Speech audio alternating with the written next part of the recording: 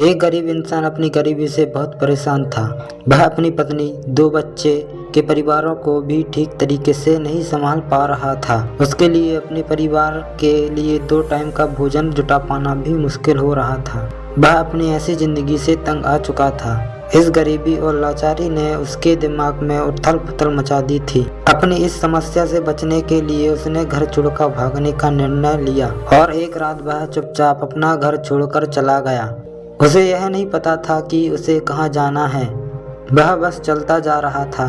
चलते चलते जब वह एक नदी के किनारे पहुंचा तो उसने देखा कि वहां महात्मा बुद्ध अपने शिष्यों के साथ डेरा डाले हुए थे।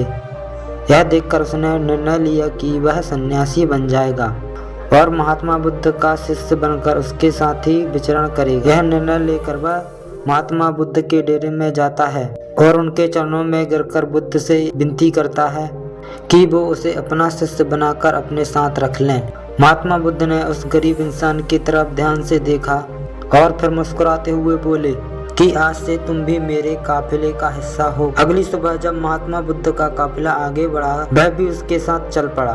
गर्मी का मौसम था और तेज धूप थी, लेकिन महात्मा बुद्ध का काफिला लगातार आगे बढ़ता जा रहा था।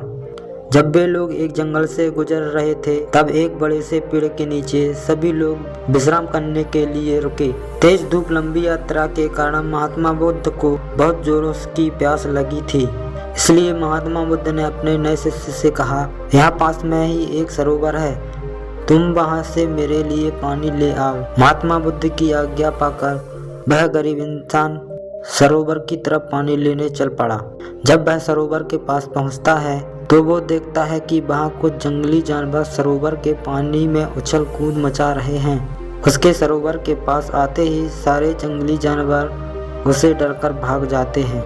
उसने देखा जानवरों की उछल कूद की वजह से तालाब के नीचे का कीचड़ ऊपर आ गया है और सारा पानी मटमैला व गंदा हो गया है। यह देखकर वह बिना पानी लिए ही चुपचाप वापस लौट जाता है और बुद्ध से जाकर कहता है, बुद्धा, उस सरोवर में तो बहुत ही गंदा पानी था, उसे तो पिया ही नहीं जा सकता। शिष्य की बात सुनकर बुद्ध कुछ देर तक तो शांत रहे, लेकिन थोड़ी देर बाद उसे बुलाकर कहा, जाओ उसी सरोवर से पानी ले आओ। महात्मा बुद्ध का यह आदेश सुनकर वह शिष्य पानी लेने चल पड़ा, लेकिन अपने मन में यही सोच रहा था कि महात्मा बुद्ध इतने गंदे पानी को पिएंगे कैसे। लेकिन जब वह सरोवर के पास पहुंचता है तो यह देखकर चकित रह जाता है कि सरोवर का पानी एकदम साफ और निर्मल हो चुका है।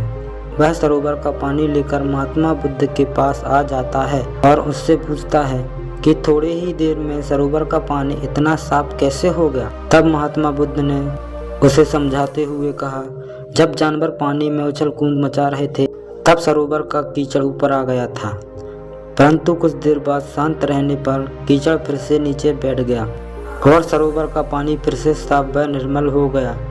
इसी प्रकार हमारे मन के साथ भी होता है। जीवन की भागदौड़, समस्याएं व मन की अशांति दिमाग में उथल पुथल मचा देती है और तब हम जल्दबाजी में गलत निर्णय ले लेते हैं। परंतु यदि कोई भी निर्णय लेने से पहले हम अपने दिमाग को शांत रखें और धैर्य के साथ बैठकर सोचें तो हम मन की वो उथल पुथल भी पानी की उस कीचड़ की तरह शांत होता है। इसलिए बुरे समय में इंसान को कभी भी धीरज नहीं खोना चाहिए। महात्मा बुद्ध की यह बात उस इंसान को समझ आ जाती है और वह जब शांति से बैठकर अपने द्वारा लिए गए निर्णय के बारे में सोचता है तो उसे एहसास होता है कि उसने घर छोड़कर गलत किया। उसकी अनुपस्थिति में उसकी पत्नी व दोनों छोटे छोटे बच्चों को और भी बड़ी समस्याओं का सामना करना होगा। उसे अपने पति व पिता होने का दायित्व निभाना ही पड़ेगा। इसलिए वह महात्मा बुद्ध से आज्ञा लेकर अपने घर वापस चले जाता है। दोस्तों, इस कहानी से हमने सीखा कि हमें कभी भी अशांत दिमाग व जल्दबाजी में निर्णय नहीं लेना चाहिए।